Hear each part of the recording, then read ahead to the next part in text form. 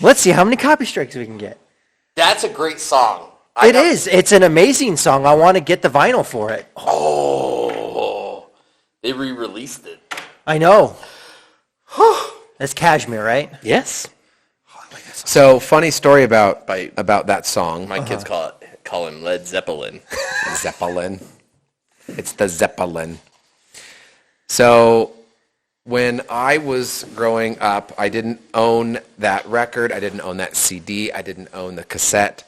But I wanted it, and so every night they had something that was called Lead Before Bed, and it was where they played at 9 p.m. They played 5 back-to-back Led Zeppelin songs, and I wanted that song so bad. And I would sit there, and I had my bunk bed. I was up on the top bunk, and I would wait till 9 o'clock, and if that song popped on, I would hop down and go hit the record, so I could record it off the radio and have that my own remember cassette. doing that. So recording your own mixtapes, probably. So my copy, all growing up, started just right after the begining because I missed it just slightly. So it's like, so that was how I had. And then I had this really cool setup where then I could take, and this is going to sound so like, because recording stuff off the radio arguably wasn't, it wasn't legal. No, everyone did. And I couldn't, I wasn't really involved in Merc at the time. MIRC, I think most people here know of LimeWire or Napster. Fair share. But I found a way to be able to take that tape recording and then turn it into an MP3 so I would record it off the radio onto a cassette, then take that cassette and turn it into MP3. And then I figured out how to do it straight from the radio. Radio aux out and threw it straight into the computer, and I was able to record straight from the radio and turn them into my own private MP3s. Nice. I wonder so where I grew up, the radio, you had like 2 radio stations. It was very remote. One you picked up from Spokane only in the mornings for whatever reason. It's the air was thinner. I guess it's like AM at night, right? Somehow it works better. Isn't that like bounce because it bounces? It bounces off the atmosphere and then comes back down. Anyway, and then there was another one that was like a classy station. It was like, so a lot of mine were from 8 in the morning to 11 in the morning, and the sound was always nobody walk past this window, otherwise it'll. You lose the radio. Well, welcome to Mind Your Own Small Business, the show that's better than a coffee break, cheaper than therapy. Recently voted one of the podcasts of all time. Yeah, we made it. Today we're going to talk about upcharging and ethics and how you decide what your product's worth. So that's going to be a fun one. Because we were talking about this the other day.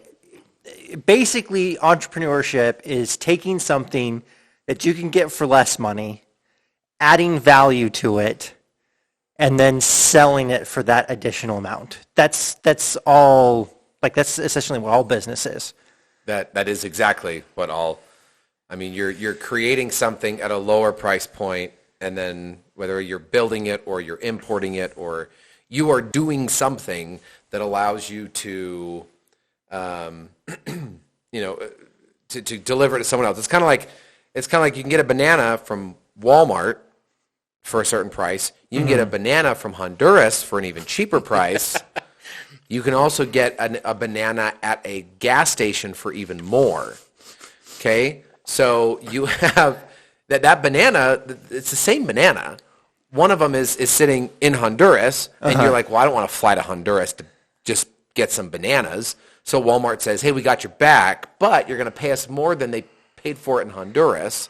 And then you're driving through some podunk town, and you're like, I really want a banana, because obviously that's what the snack you're getting. It's like, I really want a banana, but I don't want to drive all the way into town and go to a grocery store. So they have bananas for $1 per banana at the local, and so you're paying for that convenience. And what they've done is sometimes those people are literally going to Walmart, buying bananas, and then bringing them to their gas station and upcharging by 2 or 3 times for the convenience of you not having to drive in and go get a banana yourself. And it's also the cost of them buying bananas and having it sit on their counters and they turn black and they have to throw They it have to away. throw them away. Yeah, so that's funny because the one next to where we worked, where the red office, the brick office. Oh, yeah. That Mark gas Hannah's Mother station. Hibbert's, that's it. Yeah, that one. When we were talking to them, like it was either their milk or their fruit was literally just they would drive down the street to Burlham's, buy it, and then throw it on the shelf. And so, like when I found that out, I was like, huh. But yeah, so It's the convenience. What you're paying for. Absolutely. It's like coming down to what a Mikey. We would go to a location, or we go and be like, hey, we're going to go to this grilled cheese place, right? They fried the cheese, and he's like, why? I could make grilled cheese at home. And the answer is yes, you could. You sure could. But you're not at home. You don't have the fancy cheeses of the grilled cheese place. we bring up that all the time. It's like I could buy grilled cheeses at home. It's like you could, but you also there's the experience of going somewhere and having someone make it for you. Agreed. That's that added value. It is the stupidest argument I've ever heard. If you're watching, I hope you're doing well. But Love your brother, but Over you're there dumb. in the other side of the state, in, Mount Rushmore. So,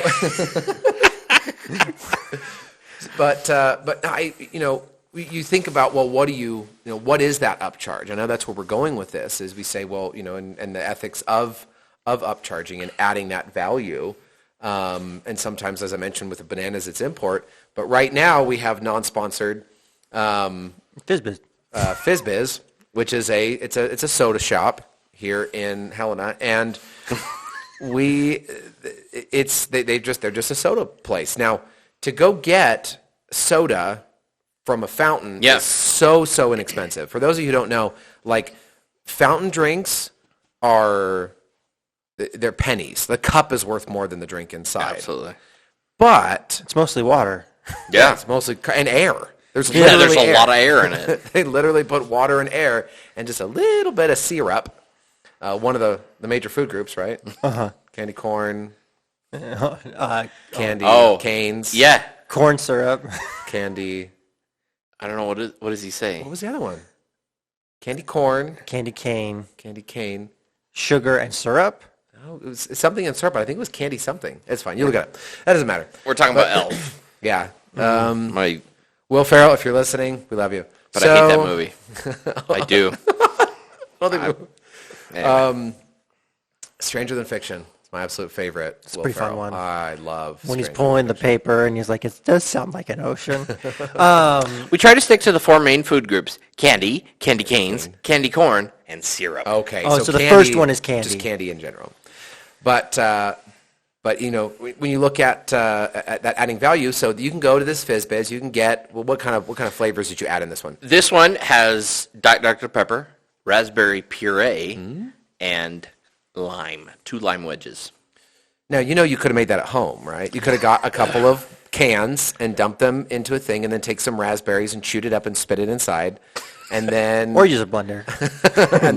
and then some limes that you can buy for 25 cents a slice at the local Mexican place. Or bottle lime for like 50 cents at the grocery store. See, there's another. You go to that Mexican place. Yep. You can buy a slice of lime for 25 cents, or you can literally buy, it's 2 slices. 2 slices for 25 cents. It's actually a pretty good deal because the lime itself is probably, you weigh it, maybe that lime is 60 cents. So they're maybe just breaking even on 2 slices of lime for 25 cents. And then that for them, then they're not paying. It's an added amenity for their food. Yeah. Oh man.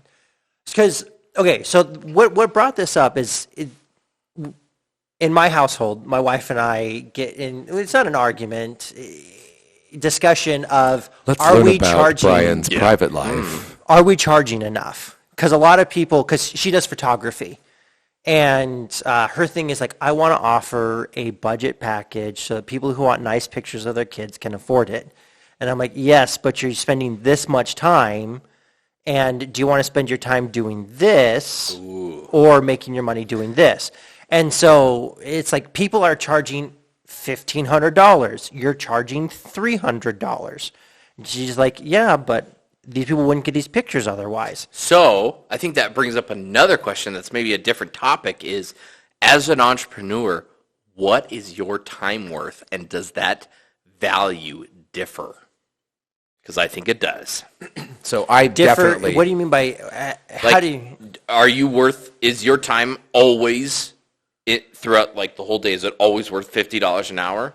Or is it sometimes worth $12 an hour? Depends how much I like what I'm doing. Exactly, it differs. Okay. If it is annoying, it's $100 an hour. Pain in the butt charge. If I'm like what I'm doing, it's $20 an hour. I think, unless we're going to go on this whole tangent. Yeah, I know. Will you add that to, because I think what your time is worth, because that's something that when I do entrepreneurial coaching, it's like that's the top, where they're like, well, no, it's fine because, I'll just take care of it. And you're like, the number one finite thing that you have in life is time. There's only so much you can do. So anyway, add that. But talking about, there are other, so here's an interesting dynamic where you were talking about the photographers, right? Mm-hmm. And your wife's like, well, I want to charge this much to make it more accessible, or whatever it is she wants to say. One of the biggest challenges, and me with my MC work that I do, I was approached by other people in the industry and basically said, please, please, please don't undercharge yourself. Because what that does is it brings everything for that down, and it turns into a race to the bottom. Now, they're not saying, hey, don't undercut us in price. They're like, look, you can undercut us in price. That's fine. There's one DJ that he's $4,000 per wedding because he's got 15, 20 years of experience. He's amazing. What he doesn't want is people coming in and being like, well, you're charging how much? $200 for the wedding. Oh, well, then we'll go with you. And then it's a subpar experience because $200 isn't worth. Like, why did we even get a DJ when I could have just set up a playlist on my phone and hit play at the beginning of the Exactly. And the guy that you're getting for $200 is not, the idea that you want to keep value in that realm and not make it a race to the bottom. Because as soon as you all go to a race to the bottom, the consumer might think that's good, but that will die. Yeah. It'll die fast because everyone races to the bottom, and then no one wants to make that product anymore. Yeah, it's not sustainable. It isn't sustainable. And then it dies, and then you come back and you then re-release it. It's like, why did no one make this? And then it gets and they just go like a cycle of business in general. But and like kind of going just a little bit more on this, and I don't know how much you want to go into like your process. There are do you mind if we talk about some of your Etsy stuff? No. Is it Etsy or eBay? I don't know what you're talking about. Where you literally have a product that you'll buy it off of one site and sell it on another? Fair enough. It is Amazon and eBay. I buy it off of eBay and sell it on Amazon. And then you take that, you upcharge it, and you sell it. Mm-hmm. And some people might think that that's... Oh, there's something ethically wrong with that? Possibly. I don't, obviously, because I'm doing it. No, but I figure I'm doing the work of researching and finding where this product is the cheapest. It is the same product as far as the product that I am advertising on Amazon is the same product that I buy from eBay. I just make sure that I am in line with the terms of service of Amazon, so I don't ship the product from eBay to the customer of Amazon. That's a no-no. So it ships to me, and then I ship it to the customer. The customer. And there are times where I don't make a lot of money on that. It's sometimes, in fact, sometimes it's been just a pass-through. But then there are other times where I upped the price on, so on Amazon, I charged $25 for a USB, an 8 gigabyte USB stick that happens to also record sound, legally or illegally, depending on what state you're in, I guess. And then where you got consent. I buy it on eBay if I buy 5 of them at a time, they are $11.04 a piece with free shipping. So I don't make a lot of money, but then again, I don't have to buy 100 or 200 of them from China at $6 a piece. Okay, so but what's happening here is the value that you're adding is that someone doesn't want to go and buy $11. They don't want to spend $55 or $60 so they can have one at that price. So you instead are bringing it over to Amazon. I mean, that's what stores do all of the time. You're also just you're essentially digitally importing it to a different platform. Absolutely. And the same thing, and then also we did that. That was a little. That's like a couple. Oh. Here, we've been working with each other for a long time. It's also, I've done the retail arbitrage game. I think it would be much more successful in a place that has more than just one Walmart. Because if you found a product, so this happened to me a couple years ago, a couple Christmases ago. I found a knife block. So it was a hunk of plastic, probably about 14, 16 inches long, and it had grooves in it for your knives that you could set in a drawer. I found them at Bed Bath & Beyond. They were cheap. They were like $4, and then they were going for $50 on Amazon. So I bought a lot of them. I bought over 200 of them and was just schlepping them, just moving them like crazy on Amazon. And then it was. Are you gonna tell that part of the story? I am. Okay. Because I think you have to. I got kicked off the listing because I didn't have the permission of that brand to sell on it, and I had about 60 left. So I took them to the store and returned them. You had the receipt. I had the receipt. The return policy was there. They were probably looking at you weird, where they're like, "You're returning how many of what?" And so, how much hand sanitizer did you have to return? It was funny because my personality is one that if I get questioned by a stranger, especially in public, there's maybe a deep-rooted childhood issue there, but I make up a story and this lie, and it embellishes. It just, and so I told the person that it was Christmas party gifts that nobody wanted, and I had to return them. And then she was like, "Oh, that's sad." And then I was like, "Yeah, it's kind of lonely during the holiday." And I was like, and then I walk out, I'm like, "What am I doing? That's so stupid." Why do you even need to make up that? That's a thing I do. My wife hates it. That's funny. That's really funny. But you know what? I really like walking into I like walking into stores and places that I've never. I once walked in. This is nothing, no relevance to this, but it's a great. I once was in. Sorry, Greg. I was sorry, Greg. Greg's like, "That's the guy. I felt so bad for him." No, sorry. Greg is the guy that tells me that we get off topic a lot. Oh, that's Greg. I thought Greg was a customer service representative that helped you at Bed Bath & Beyond. No, I think her name was Nancy. So, in that case, I think she's dead. All right, you like walking into stores. Anyway, I was in a city I don't go to once a year, right? I was traveling, and I walked into Walmart, and I decided that at that point in Walmart, I was going to act like a completely different person. And so I talked differently, I walked differently, and I was buying the things I needed to buy, but I'm just had my eyes kind of bugged out, and I was like, "Hey, yeah, we're going to get these things." Yeah. And they're like, "What is this man?" I went to go buy, I was buying Care Bear or something, and it was around from the Christmas. 80s? It was around Christmas time. They had in there. It was on clearance. Oh. But I didn't resell it. Anyway, when next thing I know, this guy comes over plain clothes, "Excuse me, sir, is there anything we can help you out with today?" And I've never been asked for help in a Walmart ever in my life. And You fit the demographic. and so then I was like, "Well, shoot, I got to keep this up." So Yep. I look over, and I was like, "Yeah, no, I'm just looking for some stuff. I'm just over yeah, I this and that." Pretty sure they thought I was high as a kite. Yeah, they That were is looking to see hilarious. what TOS you were.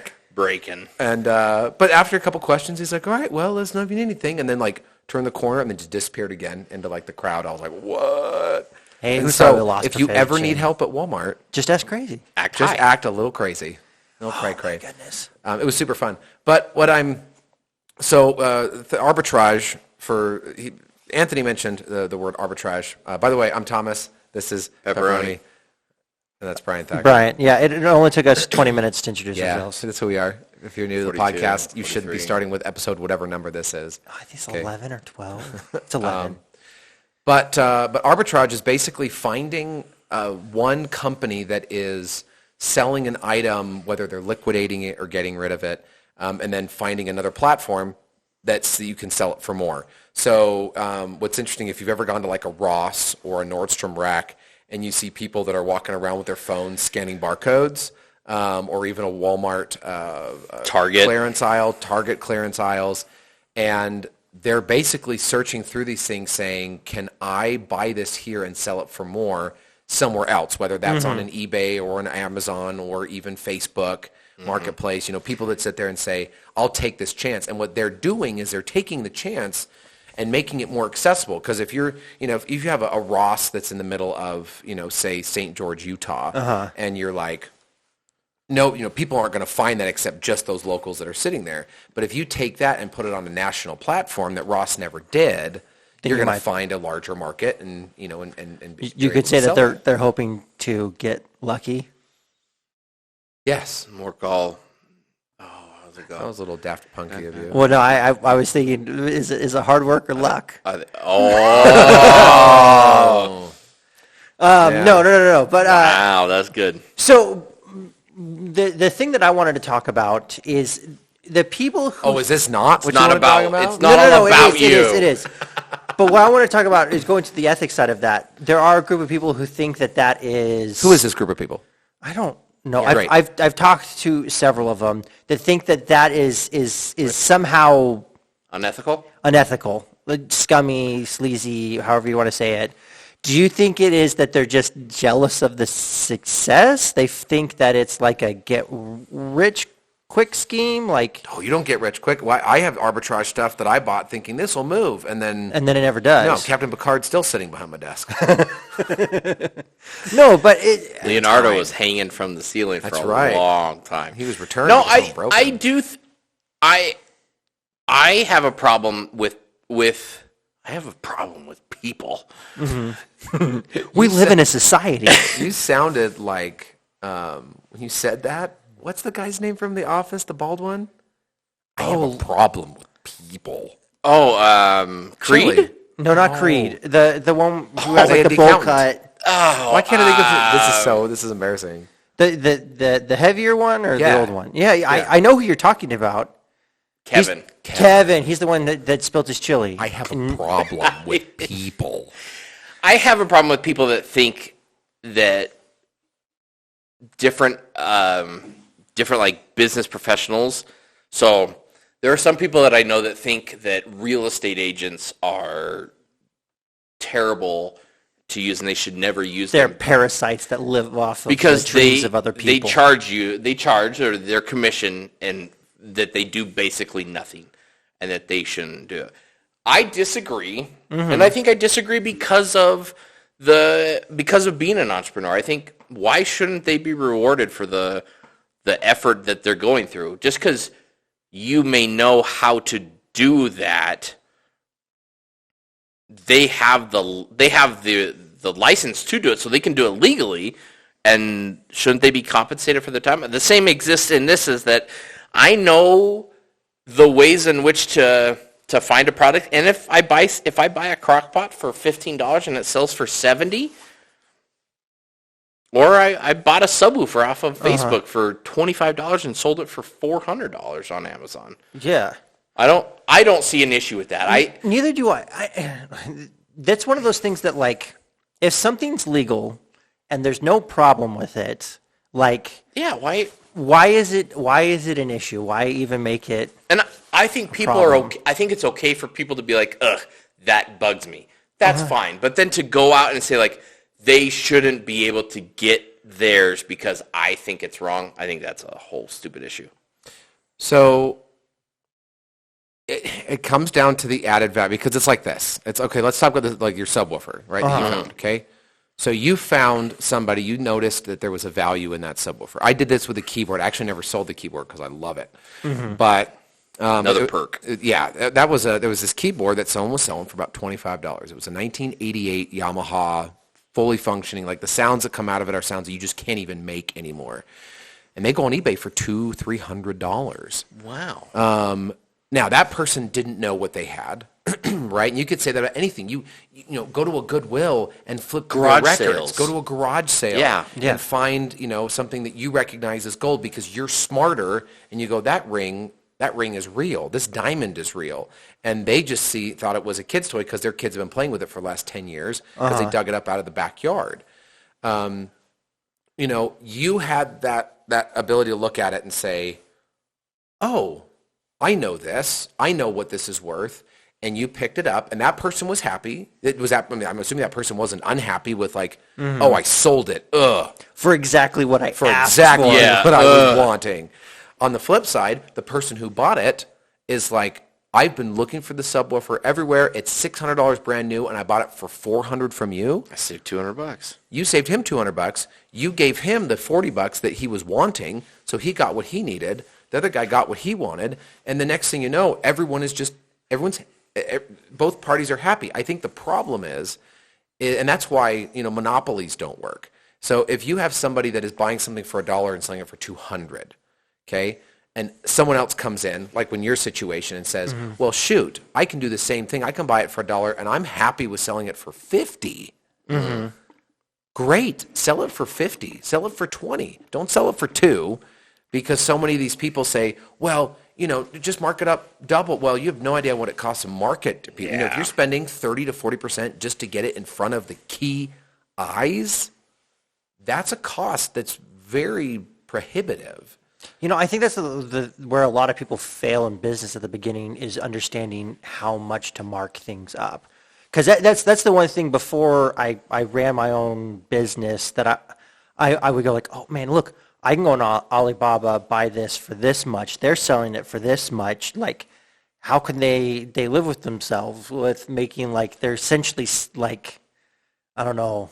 I remember you talking like that. Yeah, they're robbing people. I was concerned for you when you came in and you're like, well, I can make this for cheaper. And I'm like, yeah, right now we're dealing with some problems with some of our sandals because the price that we had them at, because of rising prices of buying new ones, the ones that we bought for cheaper, we have to raise the price in order to buy new ones.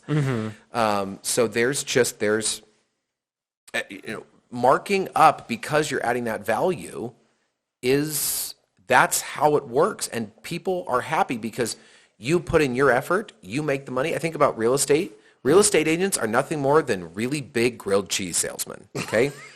Essentially. Could you go out there and list it on Trulia? Yeah, you could. And in fact, you did with your house that one time. And you'd be like, well, I could sell a house on my own. Yeah, you could. But do you want to spend 2 weeks trying to get everything like it should? Do you want to go put it up on the MLS? Do you want to work like this? Do you want to work like that? Take the pictures. Take this. Walk people through your house on a regular. Take time off of work to go do that. And you could sit there and say, yeah, but they're going to take $9,000. And it's like, well, if it took you 5 months to sell your house and you were spending an average of 20 hours a week showing your house, you just spent more than $9,000 of your life selling your own house. That's just true. like you could get in your car and drive the 20 miles to your home, make a grilled cheese sandwich, drive 20 miles back to your office.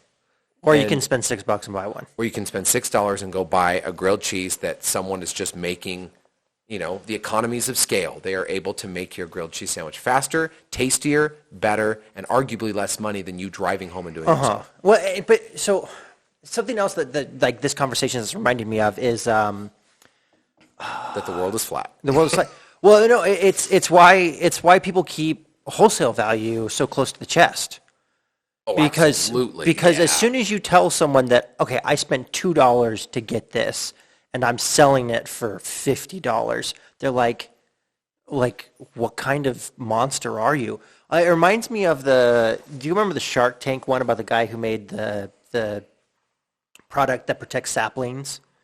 It was all over the internet for a while. No. So this guy made it. I don't believe in the internet. That's fine. It doesn't believe in you either.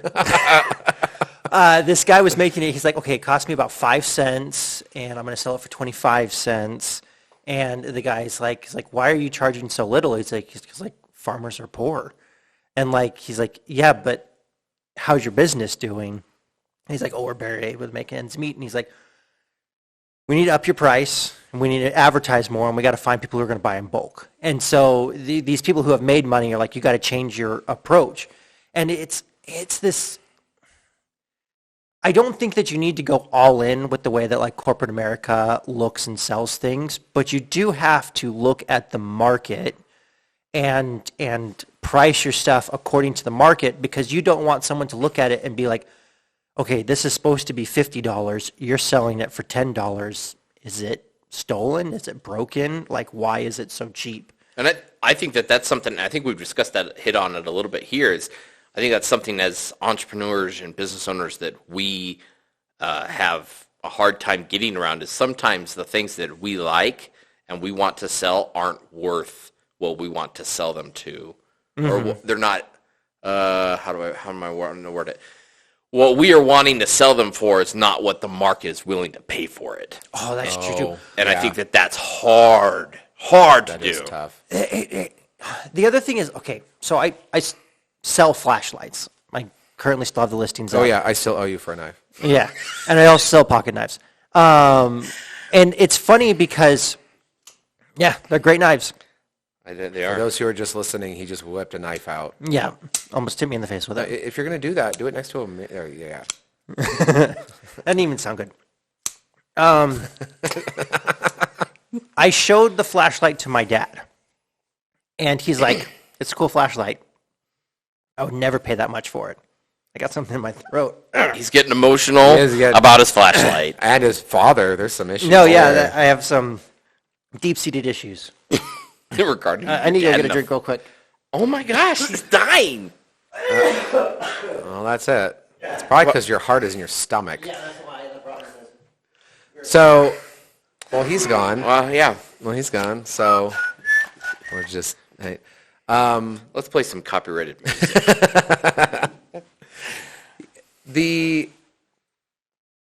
To try and get the price tag, you're right. It is a fine balance between trying to get a price tag that people are willing to pay, while also you're making sufficient to make it worth your time. Yeah. You know, to sit there and create it or do it, or, you know, if you're saying, well, this is how much I have to sell it for, but I'm only making $8 an hour, essentially doing it. We can get into that also again later about your time.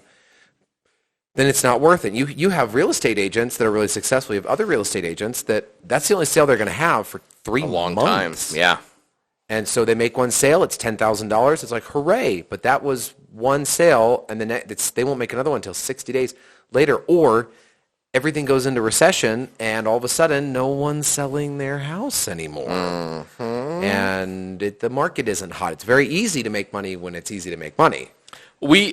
I kind of run into this a little bit when I'm selling apples in the fall. I am very particular about the type of fruit that I consume, especially apples. I'm a bit of an apple snob, mainly because I grew up on an apple farm, and having an apple right off the tree, not even close to the same as having one in the store. So I want to give people that experience. I get a lot of satisfaction out of watching somebody eat an apple that has come or that is fresh that year, and they always are like, this is the best apple I've ever had. I love that. So going on that, I don't like apples except when I buy your apples. Like, I legitimately won't eat them at home. And the first year you gave me one, I'm like, these are delicious. Yeah, And it taught me two things. Spend a little bit more on your apple, and if you can get them fresh, get them fresh. Absolutely. Spend a little bit more. So you could sit there and say, well, I can get apples for less money, or I can get apples at my local store. Why buy them from you? And I said, well, because the added value that we've created of, you know, fresh, bring it in, the convenience. They don't have to drive to Washington and pick one off a tree. You're doing that. So now the struggle that I have is the price that I sell them at is very affordable. My wife thinks we are underselling them, and she wants to charge more for them because it's a good product. And I have issue with that because I'm like, I don't want to. We have a good thing going. I don't want to rock the boat. So, my other question is, do you sell out all the way at the end of season? Yes, unless your November is unseasonably cold and it You all freeze freezes. them all? So that, yeah, because... Most of the time, I've sold all of them. Yes. Okay. I mean, and you could use that as a barometer, raise it True. until you have I just... have extra. Yeah, or you're like, just have a little bit left.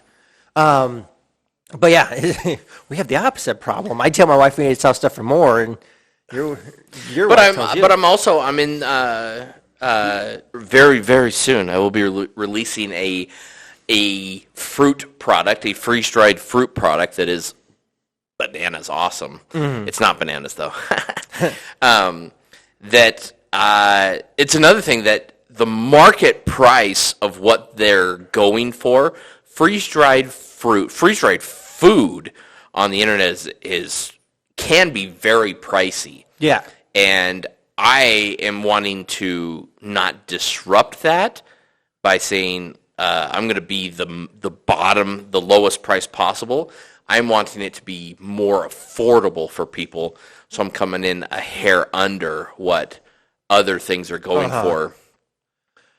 Yeah, and it's one of those that, like, it's funny, before I saw you freeze dry stuff, I'm like, why is this so expensive? And then I see that it takes like 26 hours to do a single batch. And it's like, oh, that's why. The longest a batch has taken me, it's 5 stainless steel trays that are probably 2 feet long and 2 feet long by probably 6 inches wide, and maybe only 3/4 of an inch deep. I filled those 5 of them full of fruit that was already pre-frozen, and it took 86 hours for it to complete and be freeze-dried. Now, it's running 24/7, so 86 hours isn't like 2 weeks. Yeah. Right? You know, it's a couple of days. But still, 86 hours. Like, that was a long time. Just under 4 days. So, yeah. Just over 3. Anyways. But yeah. And it's... The thing that I find most interesting, and I've kind of touched on that, is just how, like, other people looking in, all of a sudden getting on a high horse and, like, judging as something as good or bad. Yeah. And I don't know where that comes from. Part of me thinks it has to do England? with... What? When we separated from England, that's what we kept? Maybe. Elitism. I think it has to do with like a have and a have not. Like, they see how much someone has, and it's like, well, you could have like 3/4 of much and make this more attainable to the masses. Yeah, without understanding the costs that go into it and the associated with it, people automatically assume that if you sell something for 20 but it costs you 2, that you are pocketing that $18. And there's because I've run into this. When you start off, the cost of getting in is more expensive when you're buying in lower quantities and things like that. As you grow, usually the cost per item for you drops, but very rarely does the price you sell it for also drop. Yeah. You usually keep it the same. And I don't see a problem with that. Yeah. And I don't understand, because it's almost like you've put in the work to carve out your space, and now you're reaping the benefits. Yeah. While other people could see it as now you're taking advantage of a situation that's gone your way. And I don't even know if it's worth like arguing the point with those kinds of people, but those people. You spying on Thomas? Yeah. Trying to see what he's doing, but I can't because He's not in the way of one of the cameras. No, we value privacy too much, apparently. Wah wah. Speaking of that, I remember the other day I was working in the corner and you just plugged a camera in my corner and I was like, does he want to spy? Is he afraid I'm stealing stuff from the warehouse? I'm totally afraid. I just thought that was funny. It was mainly so I could, when I peek in on the warehouse camera at night and if I hear sound, then I can pop into the other one to see if you're the one making that sound. Oh, okay, that makes more sense. What the one that's like right above the laser engraver? Oh, you could unplug that one. Oh, no one uses it anymore? No.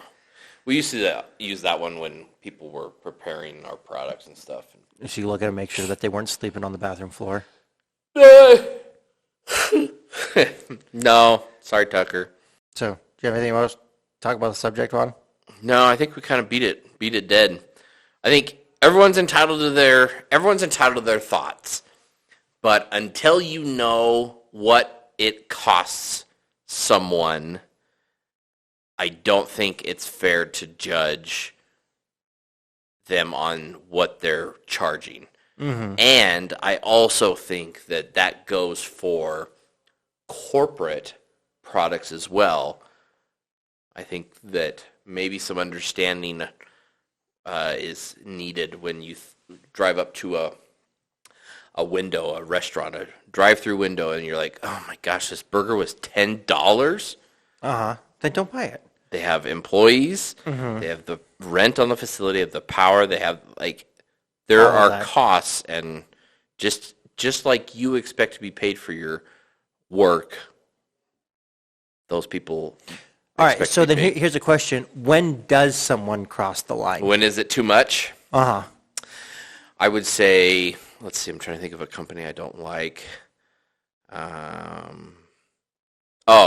Here's a great example. I think this is a good example because recently the new car market, Ford in particular, the Ford Lightning pickups that were coming out. Yes. The MSRP on them was around $50,000, and then on the window, the sticker, it said an additional up to $60,000 of just because pricing. It wasn't hidden. It was very plain. But that $60,000 had no benefit. In my eyes, it had no benefit to it. There was no value added. Was that the car retailers or the one that was doing it? Yep. So the dealerships, the individual dealerships were marking the vehicles up by as much as $60,000. I think there was an example of one that sold in California, a Lightning. It was MSRP was around $55,000 and it sold for $110,000. And there is that just because price. That I think is an example of you have it. It's the supply and demand, right? Yeah. Like they were in low supply. There was a high demand. They were capitalizing on it. I think that is an example, I think, of overreach. Yeah, but at the same time, someone paid it. Again, yeah, it was only worth that because somebody paid it. That's what apparently, arguably the market supported that. The thing that always blows my mind, like talking about that and what's ethical and what's not, is the power the consumer actually has is insane. Oh, it's dramatically powerful. I always say this, if people really didn't like Walmart anymore, if everyone stopped shopping at Walmart would be bankrupt in a week. They could not keep the power on in their places. But the thing is that as much as people hate Walmart, they still shop at it. In a lot of places, they are the only shop in town.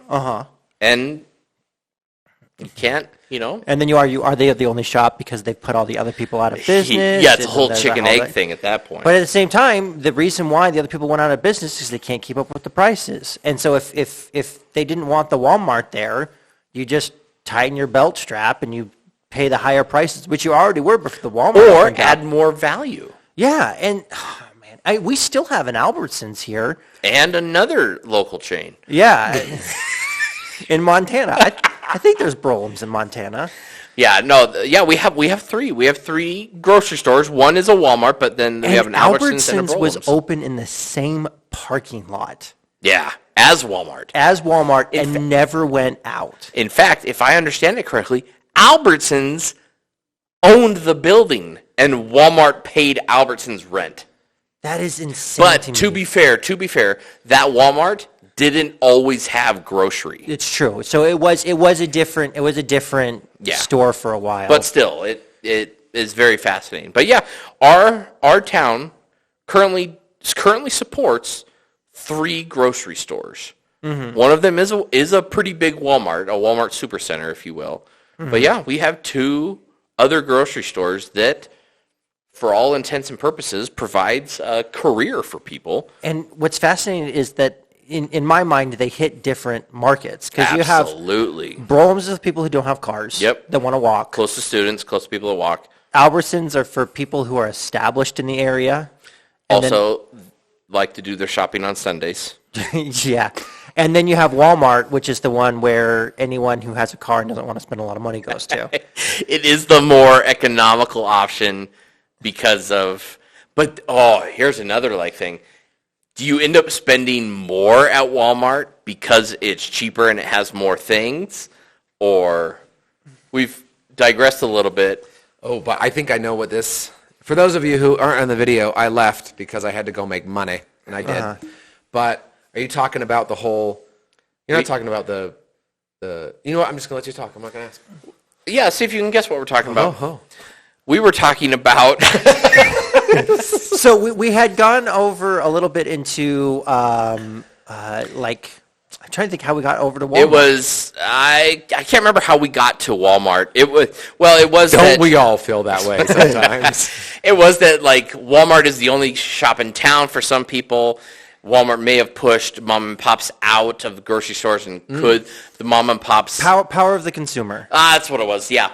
The power of the consumer. If the power of the consumer is great, and if people didn't like Walmart and stopped shopping at Walmart, Walmart would cease to run in probably certain areas. But because Walmart receives shoppers, they continue to exist. So then it ran into our community, and we released it. We're not in Montana. We currently support 3 grocery stores. Are we not? We could be. We're wherever you want to identify as you're at. Yeah, we support 3 grocery stores. Our economy, and they all hit different demographics, too. Yeah, they're all across the board. You enjoy Albertsons. I do. You're an Albertsons. He's an elitist. Oh, that surprises me. I like where this is going, because you could argue and say, why, Albertsons, are you charging an extra $1 for cheese when you can get the cheese down the street for less at Walmart?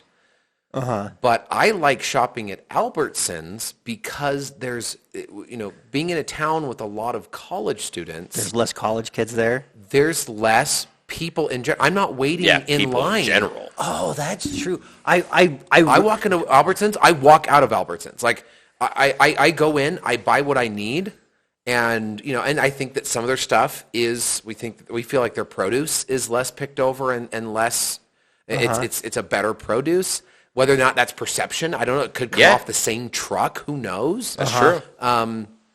We like when they have the meat sales that are there. I like their floral department. Their flowers are actually really nice. And when I want to get flowers for my wife, I feel like getting those from Albertsons is better than getting them from Walmart. Where do you shop? I do Brolums. Sharp. I do. If I need to be quick, I do Brolums. If I'm going to do a larger shopping trip, we usually do Walmart. So we do both depending on what we're buying. I do Brolums. My wife does not like Brolums. My wife does Walmart, but my wife does Walmart because of the we subscribe to Walmart Plus, and she gets it delivered to the house. Oh, wow. We do pickup. Walmart pickup has changed the game for us. We don't. It's like it really is one of those where you don't like it, but the price speaks and the convenience speaks. They've provided a product. We tried to use the Walmart curbside, the same kind of thing the Albertsons curbside instead of the Walmart curbside, and their app was janky and it was awful. And we're like, And right now Albertsons is awesome. Albertsons is about to be acquired by Kroger. Yes. So now it's basically it's going to be The tech is going to be... Walmart is going to be your top. It's still your top per grocer in the United States. And then Kroger is now going to be number 2 after the acquisition because Albertsons also owns Safeway. And so, it's a big acquisition. It, dare say, a little monopolist. Oh, wait, they're actually wondering if it'll go through because in... Antitrust stuff. Yeah, in Southwest, like in the Southwest region, Phoenix, that basically means that all of everything now belongs to Kroger or Walmart. You have 2 options. They might have different badges. Yeah, sure. But they have 2 options. If you're going to a Fry's, or you're going to a Fred Meyer, or you're going to an Albertsons, or you're going to a Safeway, or you're going to a Smith's. I was going to say a Smith's. Those are all Smith's. Which one's Smith's? Albertsons or I think Kroger? it's currently a Kroger. Yeah, I think there was like Lions Club. I think is another one, or there's that's a South. You've got like Natural one. Grocer, and you've got Freemasons and no. What's the one that Whole Foods? Oh, that's Whole an Amazon. Foods. That's company. Amazon. Amazon. I don't. It's weird watching everything get absorbed into like larger entities. It really is. The illusion of choice is becoming more and more an actual thing. Oh yeah. I would love telling people it's like what do you use for what detergent do you use or what To use deodorant Johnson and Johnson or and Johnson it's and like Johnson. it's Johnson. There are 3 companies. You've got Johnson and Johnson, Procter and Gamble, and Henkel, and those are ones you're That's gonna. the one I always forget about. That just brings it back to like the chart where it's like 7 different companies and then it's everything that's owned by those 7. Yeah. That's right. Oh man. Oh, but that's we're drifting off subject a little bit. Sorry, Gary or Steve or what was his name? Greg. Oh, Greg. yeah, Greg. So that's my dad's name. So when you said that, I was like, how do you know my dad? But Your dad, he lives in that house that I used to go to all the time, right? so kind of like wrapping it up because we're just about at time. Like we have about We got 7 minutes. 7-8 minutes. And we started just by talking about random stuff. I'm basically trying to herd us towards final thoughts. Is one, find out what it takes to run your business, and then don't feel guilty for charging that amount. I agree. Never feel guilty for charging what you charge because at the end of the day, as a business owner, you're the one that's responsible for it. Mm-hmm. And if someone's willing to pay it and everyone leaves happy, you're not doing anything wrong. You're not ripping anybody off. Yeah. So I was going to add something that I think this is going to be also help as we lead into our final. So you made the comment about you look at something and you know what it cost to make, right? Yes. I am knee deep in that, right? When I go to like a Ralph Lauren and I'm looking at a $150 or $200 pair of shorts, and I know what it costs to make those shorts. I know that it is not anywhere close. We're talking, maybe $7, $8 at scale to build those shorts. And I get frustrated because I'm like, I don't want to spend that because I know the back end. But at the same time, when you are buying things that are more, because you could say, well, I could buy a comparable pair of shoes that comparable to Nike off of Alibaba or AliExpress, right? You buy something straight from China. But you don't really know if that's what you're getting. You might get lucky. But what Nike has done is they have vetted all the manufacturers. They have vetted all of the material handlers. They have vetted the channel and how it was transported. They have vetted the store that it's sold in. And then you get to go conveniently to a store and try it on. So now they've done all this work for you, and you know that when you wear a pair of Nikes, you could say, well, the brand identifies with me or whatever, right? Whatever their marketing has caused you to feel like you're part of this Nike club. But really what they've done is they have a proven track record of quality, so they can charge more for their stuff because they have a proven track record of quality. If you want a brain surgeon to come do brain surgery on you, you don't want to go with the Wish brain surgeon. It's true. Okay? Where he comes over and he's like, don't worry, I graduated from a school once. And then he says, start cutting it open, and then pulls out a Dremel, right? Uh-huh. Like, you want someone who's proven. I want him to at least have a Makita. If he has a Hyper Tough, get out of my house. Beyond! But this whole, but you know, when you're looking at if you have a mechanic that's working on your car, a mechanic that has more experience is more expensive. And you say, well, that mechanic's ripping you off. Well, that mechanic could fix your car in 15 minutes versus your cousin Joe that maybe might fix it in 3 weeks. Have you seen that clip about the designer who's talking to a business owner, and he's like, this logo is going to cost you $15,000. He's like, what's your hourly rate? He's like, why does that matter? And he's like, if it takes me 1 hour to make this logo and you love it, like, what's my hourly rate? Because you could pay someone $1,000, or they charge you like $500 an hour, but then it takes them 3 months to do it. You're going to end up paying them more money. It's like, I've developed a set of skills. A certain set of skills. Oh, man, beat me to it. They developed a certain set of skills that say that I will make you a logo you're happy with for $15,000. And so you don't need to know the hourly rate anymore because you are getting the deal that we have agreed upon. That's the product. You don't go to Nike and say, what? My phone? Oh. Nike has also. I'm forwarding it to you, Brian. Oh. I made a joke and I didn't want to get canceled. I'm not putting it on the podcast. So I didn't. But if you don't go to Nike and ask them, well, how many hours did this take to make, or how many? No, you're buying a final product, and so like you're in your designer case, you're buying a final product from that designer. For someone who's doing a video, you're buying a final product for the video.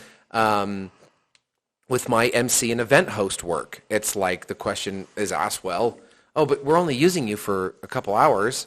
I bet you get that with photography. Well, we're only using you for 30 minutes for a 30-minute session, and your wife's like, well, that doesn't count all of the prep editing work, and I'm carrying around a multi-$1,000 camera, and all of those pieces. So when you're buying you're buying a Nike product that has a certain track record, literally, and when you're buying a pair of Merrells, when you're buying a Toyota, someone could build. In fact, they did. They would have. When Toyota made the Matrix and the Pontiac Vibe, and it was the exact same car, but people still wanted the Toyota Matrix because it had a history of not going defunct like Pontiac did. Also said Matrix on it. Yeah, Neo. Way cooler name than Vibe. Take the. Look at a Vibe. I said, although now, it was just before its time. Now Vibe is what everyone says. That's true. Everyone's vibing. So, you get my text? No, but I'm on the network. Let me get off. The network. Sorry, I'm on the Wi-Fi. My final words from my side, and then you guys can do your final words. My final words are: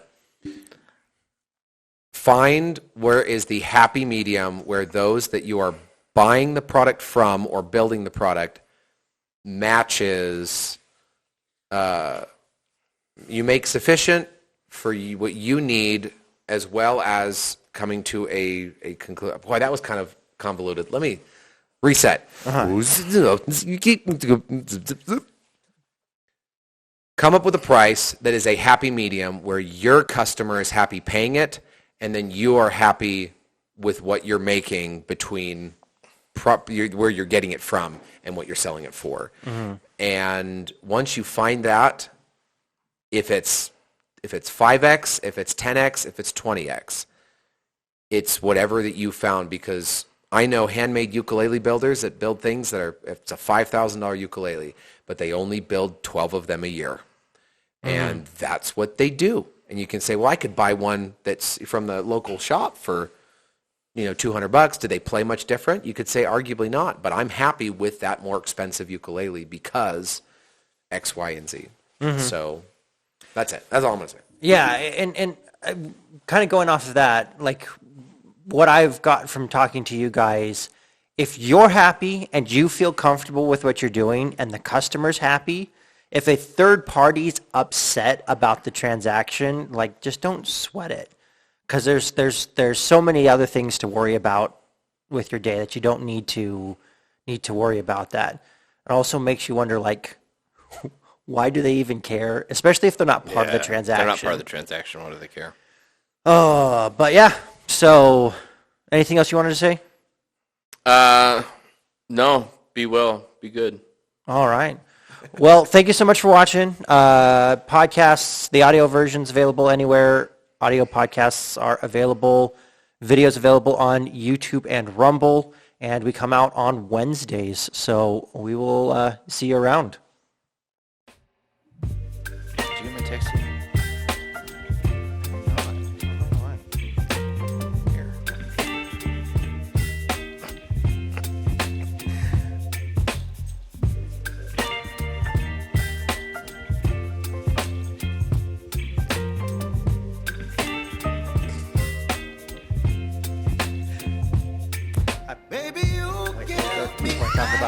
Have you heard about the new controversy about Nike? No.